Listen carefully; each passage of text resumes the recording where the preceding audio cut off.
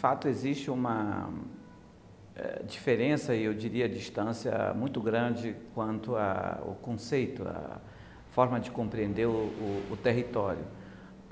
Para os povos indígenas, o território é, sem dúvida nenhuma, fonte de vida, fonte e condição de vida. Ou seja, os povos indígenas, dentro das suas cosmologias, entendem que não é possível viver sem o território. E aí o território no seu sentido amplo, né?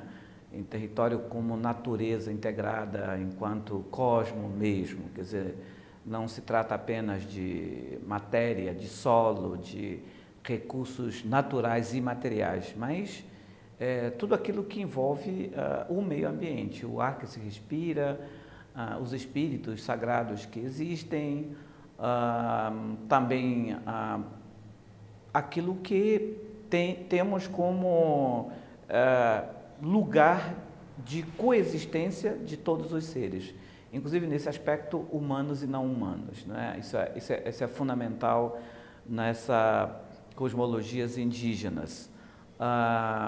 Portanto, muito distinto daquilo que é a concepção de terra e território no mundo do branco, na sociedade nacional, na sociedade global, que é de fato o território visto, na melhor hipótese, como um espaço geográfico, fundamentalmente onde se exerce o poder político, o poder econômico e assim por diante. E, resultado disso, o território de fato como um patrimônio, um recurso material, e nesse sentido, recurso material no sentido capitalista, inclusive, né? Quer dizer, enquanto valor monetário. Então, a terra, o território acaba tendo o seu valor de acordo com a sua dimensão material, a sua dimensão econômica, medida inclusive em metros quadrados, né? Quer dizer, a posse de um território, de uma terra no mundo não indígena é medido pelo seu metro quadrado, e esse metro quadrado corresponde a um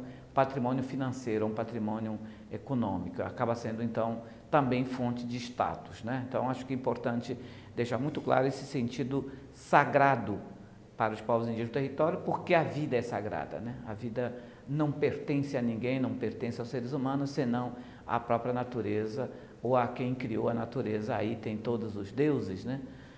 Os deuses míticos, os deuses dos povos indígenas. Como o lugar é sagrado, esse espaço territorial é sagrado, há uma relação espiritual das pessoas, das famílias, dos grupos, né, dos povos indígenas com este território. Daí essa reação, geralmente muito grande, e resulta em reações muito tristes dos povos indígenas quando eles são obrigados a ter que abandonar os seus espaços de vida, né? O espaço onde eles vivem, onde vivem e vivem na integralidade, quer dizer, tem a ver com o passado, o presente e o futuro.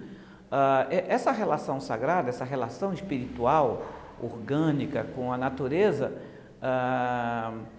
de certa maneira, tem uma força muito grande e que não pode ser quebrado, não é? Daí essas retiradas, essas expulsões dos territórios indígenas por conta dessas construções, geralmente é muito sofrido, quer dizer, não há um sofrimento maior para um povo indígena. Por quê? Porque com isso, no fundo, aquele povo que está sendo retirado, aquela comunidade que está sendo retirada, perde a sua raiz, perde esse elo, essa conexão com a vida, com essa vida sagrada. Porque é uma relação absolutamente complexa, não é apenas como eu disse, com o solo, não é? As cosmologias indígenas concebem as coisas criadas, sejam elas animadas ou inanimadas, como sujeitos, não é? Portanto, com seus espíritos. Então, as pedras, por exemplo, que no mundo ocidental moderno é meramente um objeto material, para os povos indígenas não é apenas um objeto material. As pedras têm seus espíritos, né? Por isso que elas são também sagradas. Por isso elas não podem ser desrespeitadas, elas não podem ser, de alguma maneira, exploradas de forma indevida.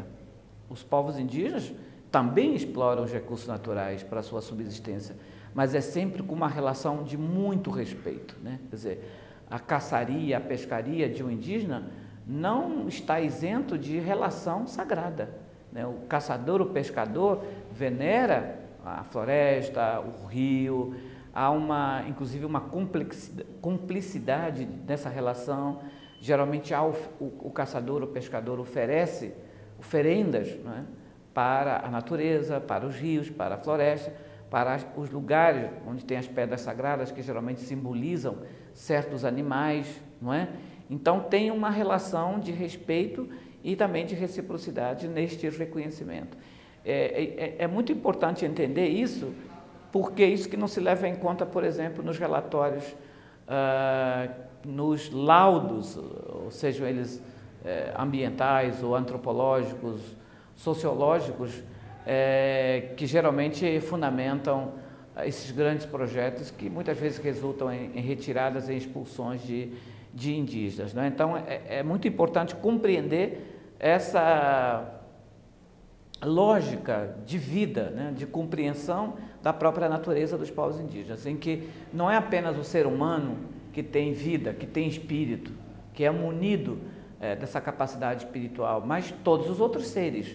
Então, também a retirada das famílias indígenas, dos povos indígenas, das comunidades indígenas, desses territórios, obviamente que desequilibra, resulta em um profundo desequilíbrio nessa relação de sujeitos, de capacidades que se relacionam e que são fundamentais para aquele equilíbrio, para aquela própria sustentabilidade daquele espaço, né?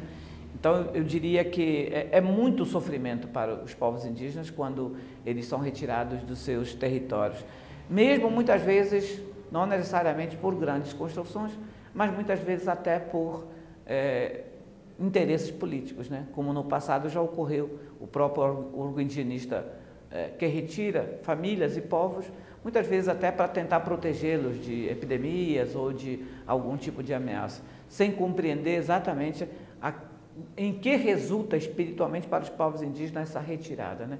Essa perda de vínculo é uma perda sagrada e, portanto, é uma perda de uma boa razão de viver, inclusive, né?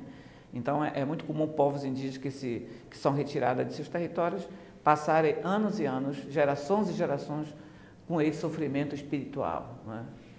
Essa lembrança dolorosa muitas vezes acontece e é muito comum que mesmo depois de muitos anos fora dos seus espaços, em algum momento, mesmo já outras gerações tomam decisões de retomar os seus territórios originais, porque não é fácil quebrar esse elo, essa conexão sagrada com o território de origem, né? É importante dizer, inclusive, que esses territórios são marcados na origem dos povos indígenas, né?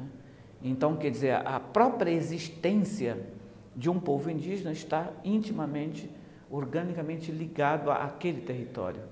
Ou seja, não é possível pensar a existência de um povo enquanto cultura, enquanto etnia, enquanto uma coletividade, sem essa conexão. Porque naquele território tradicional, em geral, está a origem daquele povo, ou seja, a origem existencial daquele povo. Então, sem essa origem ali presente, sendo vivido por aquele povo, muitas vezes se perde muito a própria razão da existência, né? Daí resulta muitas vezes um total desequilíbrio, desestruturação social, cultural e espiritual de um determinado povo. Awati pakuti musasiwa Uatari pura Awati pakuti musasiwa Pisa ligeiro Quem não aguenta com a formiga não acende formigueiro Pisa ligeiro